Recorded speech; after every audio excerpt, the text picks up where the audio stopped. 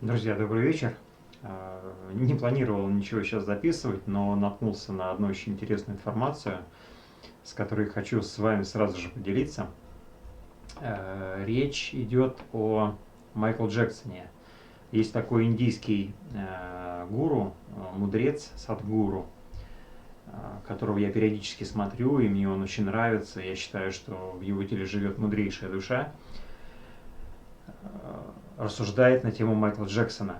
И давайте вместе посмотрим, насколько переплетаются пути и насколько интересно он рассказывает о Майкле Джексоне. В общем, не буду забегать вперед, давайте посмотрим отрывок. Это он разговаривает с каким-то танцором. Недавно я посетил поместье Майкла Джексона. Здесь, в долине. Его называют особняк Джексона Хевенхерст. И я подумал, что это просто невероятно, потому что первый концерт, который я посетил ребенком, был как раз концерт Майкла Джексона. И мне удалось пожать ему руку. И он оказал большое влияние на мою жизнь. Майкл Джексон обладал силой вдохновить целое поколение. То, что он сделал, было невероятно уникальным и привлекательным. В самой отдаленной части Индии, в какой-нибудь деревне, где нет никакой инфраструктуры, знают Майкла Джексона.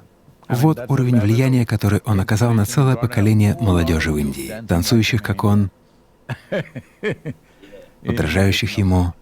Это было мощной возможностью. Приношу свои извинения, если я скажу что-то, что может кого-то задеть. Но я полагаю, что его жизнь он мог бы реально изменить мир в некотором роде. Но, к сожалению, рядом с ним не оказалось правильного наставника, советчика, а только лишь люди, занятые коммерцией. Я думаю, что все это было потрачено впустую. 5 дней назад я был в музее Элвиса Пресли в Мемфисе. Когда мы возвращались из своего путешествия, на обратном пути мы остановились в Мемфисе и посетили то место, где был убит Мартин Лютер Кинг. Когда я был в музее Элвиса, я подумал вот о чем. Он тоже властвовал на сцене 2 десятилетия, оказал влияние на целое поколение людей.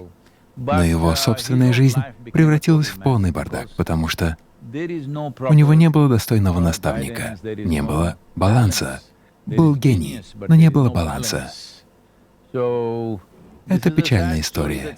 И это произошло с большим количеством великих талантов в мире, в особенности в Америке. Потому что люди с юных лет вырастали на неправильных вещах. Когда я говорю «неправильные вещи», я имею в виду химическое воздействие, алкоголь, все возможные виды отвлечений. Но мы должны понимать, что наш интеллект, наши знания, наша гениальность — все это важно. Но для того, чтобы все они нашли свое проявление в этом мире, самое основополагающее для этого — баланс. Ты танцор, и ты спросил, в чем значимость танца.